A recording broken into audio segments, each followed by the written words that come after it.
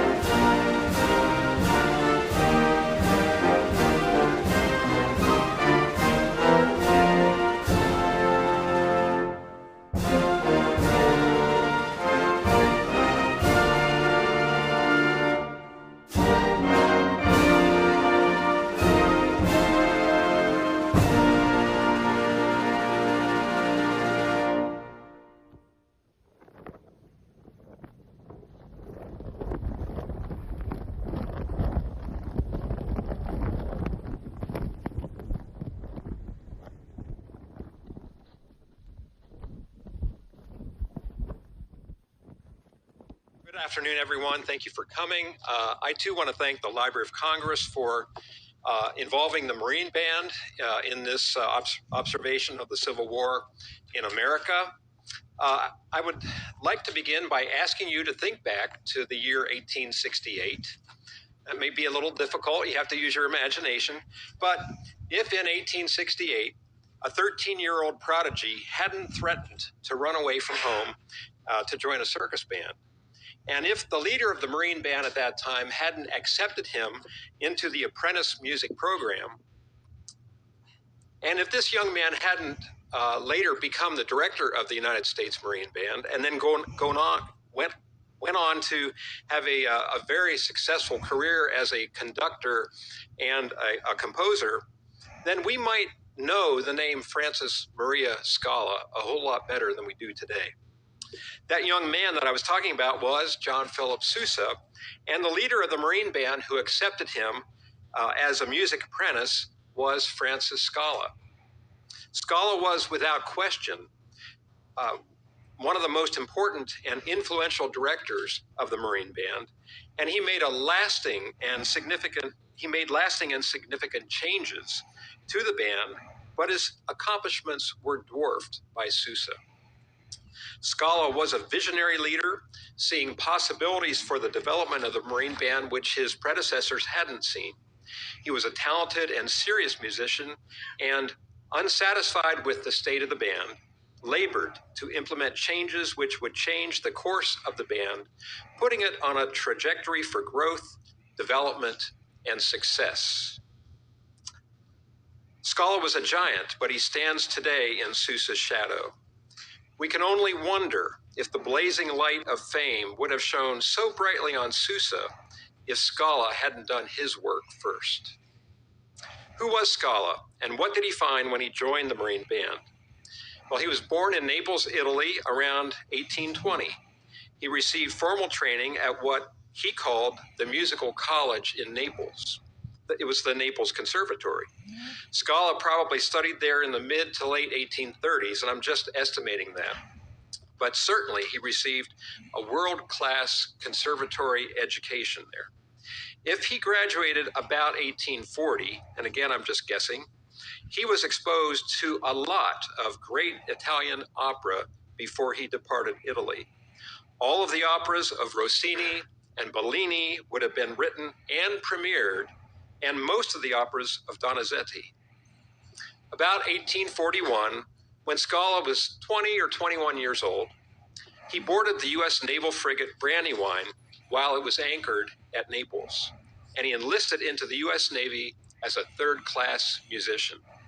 In a newspaper interview, published in 1896, he explained that he spoke no English at all, but the executive officer of the Brandywine spoke fluent Italian, and he enticed him to join the ship's band. Within 1 month, he had been placed in charge of that band. Months later, the ship headed across the Atlantic for Norfolk. Scala experienced severe seasickness on the trip, and shortly after arriving in Norfolk, he secured his discharge from the Navy. He made his way to Washington, D.C., which seemed to be away from most water, and he enlisted in the Marine Corps. This was on August 11, 1842, for duty with the United States Marine Band. In the 1896 newspaper interview, Scala described the band of 1842. Quote, "It wasn't much of an organization then. Congress had made no provision for the band, so that the 10 or 12 members were enlisted as fifers or drummers, there being 2 leaders, a fife major and a drum major." Now, Scala was correct in saying that there was no money authorized by Congress to fund the band. This had been true since the band's founding. The Commandant of the Marine Corps collected $10 from each of his officers to create a music fund enabling the enlistment of the earliest musicians. Creative funding must have been used to support the band and procure instruments. Returning to Scala's 1896 interview, he described the band as, quote, "a small reed affair. We had 1 flute, 1 clarinet, 1 French horn, 2 trombones, 1 bugle, 1 bass drum, 1 small drum, and 1 cymbal player. The nations represented in the band's makeup were America, England, Germany, Spain, Italy, and Austria. Why, the bass drummer couldn't read music, and while I led the band with my clarinet, I directed the drummer by stamping my feet. We don't have to do that anymore." Scala's memory may be called into question somewhat. He claimed to have become the leader of the band in 1842 or 1843, while John Tyler was president. He may have been given some leadership responsibilities, or he may have been named the fife major of the band as early as 1843. The band had just begun giving regular public concerts at the U.S. Capitol, and concerts at the White House grounds began no later than the summer of 1841. A very brief review, dated July 28, 1841, in the Jeffersonian Republic, stated, quote, "The music of the Marine Band in the grounds of the President's house last evening was very fine," end quote. So the quality of the band's performances may have been just a bit better than we are led to believe by Scala's comments, which were made more than 50 years later. Although there may be some question as to Scala's official status in the early years, we know that he became the leader of the band in 1855. Less than 2 years after being named leader, he and the Marine Band participated in the inaugural of President James Buchanan. Buchanan was a bachelor, and he called upon his niece, Harriet Lane, who he raised from childhood, to serve as his official White House hostess. Buchanan was described as possessing engaging social qualities, and it's no surprise that the social calendar at the White House was quite full. Scala remembered, quote, "During the Buchanan administration, Miss Harriet Lane took a lively interest in the musical end of her uncle's administration as part of the social feature. The march played at Buchanan's inauguration I dedicated to Miss Lane, and it had already made a heavy sale. I, of course, saw all of the famous men who took part in the making of history just previous to the outbreak of the rebellion." It was Harriet Lane who was extremely helpful to Scala in expanding the size of the band. Scala explained her involvement. Quote, "Miss Lane was the lady of the White House in this administration, and she was fond of social life. The band had plenty to do. It was at the White House several times a week. I asked Miss Lane to have something done to have the band enlarged, and so she appealed to the president with success. This was the beginning of the Marine Band as it is today. It was doubled in strength, and all kinds of instruments were added to it," end quote. The instrumentation of the band was steadily growing. A document from 1840 listed the band's instruments as flutes, E-flat clarinet, B-flat clarinets, bugle, trumpet with valves, French horns, trombone, ophicleide, bass horn, Turkish bells, and cymbals. An arrangement made by Scala's predecessor in the Marine Band, Raphael Trier, in 1848, of the music of Verdi's 1842 opera Nabucco, showed strong influences of the Italian musical culture.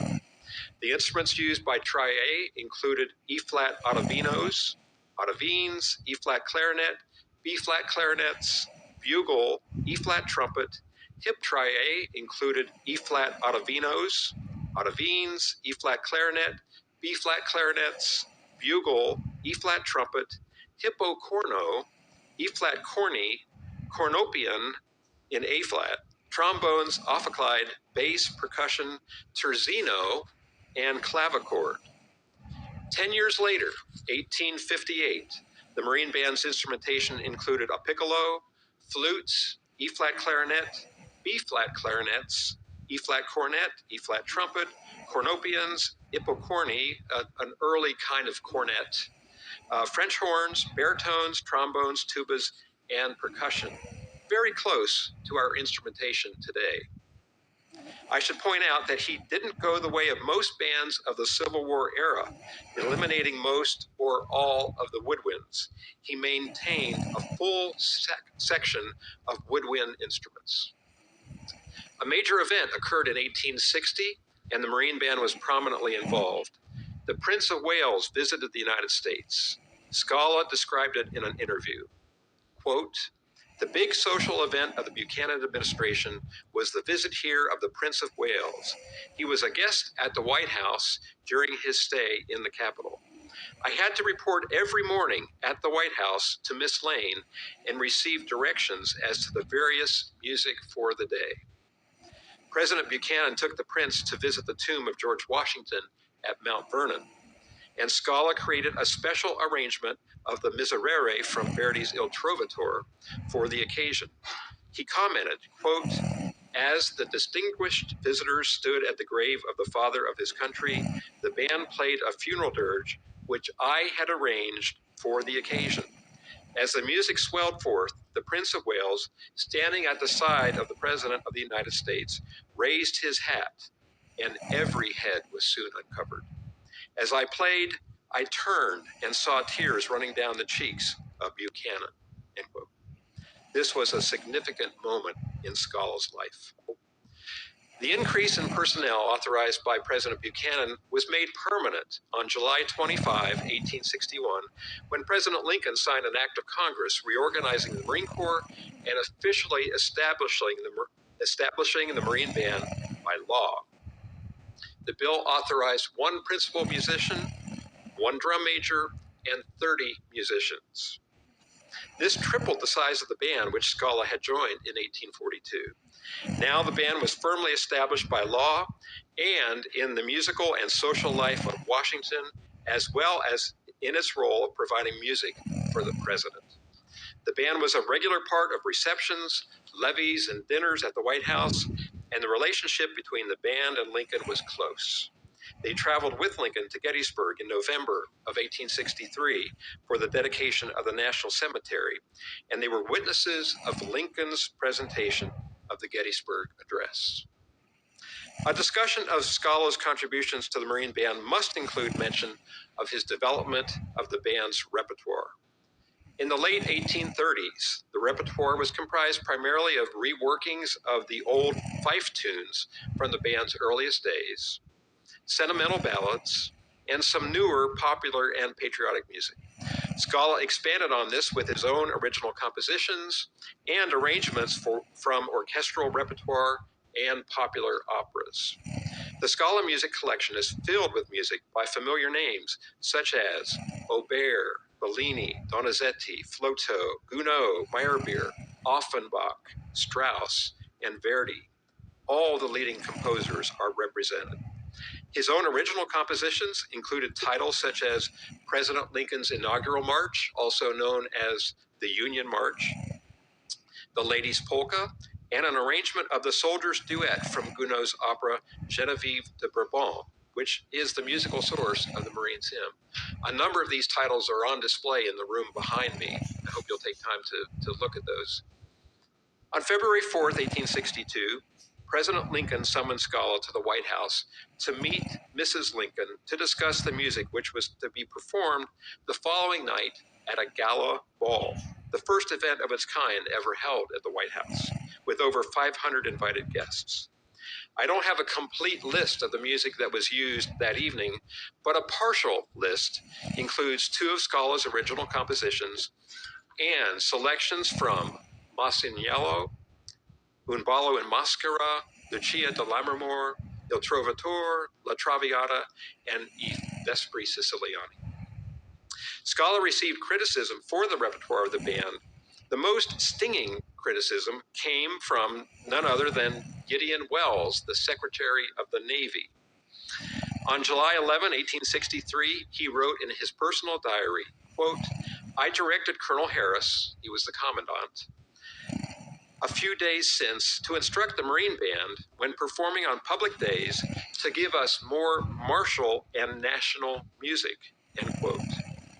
In the ensuing public discussion, John Nicolay, the president's secretary, objected, saying he wanted, quote, "more finished music to cultivate and refine the popular taste, German and Italian, etc."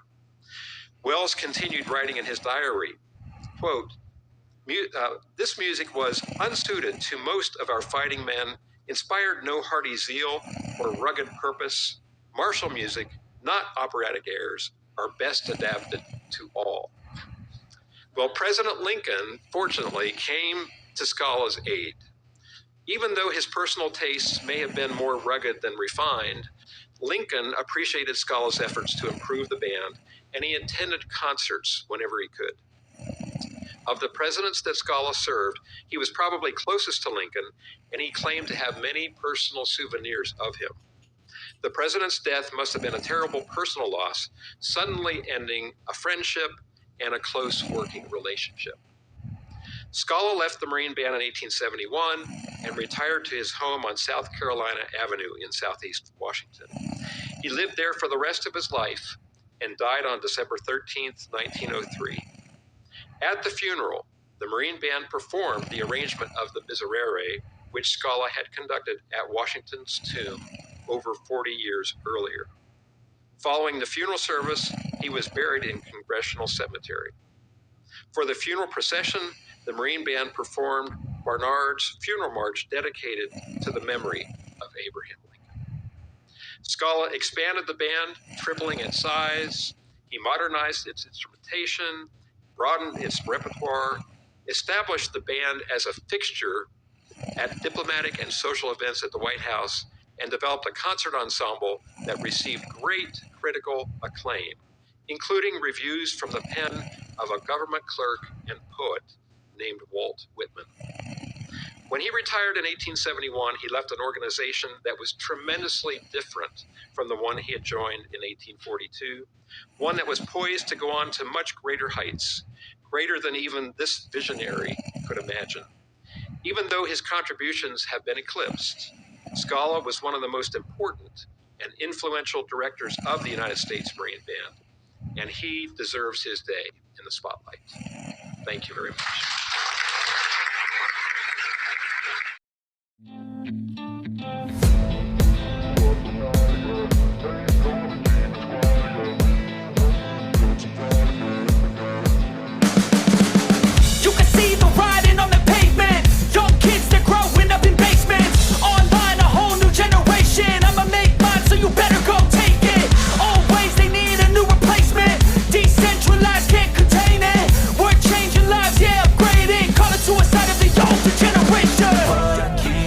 At night, yeah. Make all the demons quiet, yeah. We were built to thrive, yeah. I think that we've all had enough. What keeps you up at night, yeah. Make all the demons quiet, yeah. We were built to thrive, yeah. I think that we've all had enough, yeah. I think that we've all had enough. Sick of dealing with the old plan. They know that we're calling it wrong. You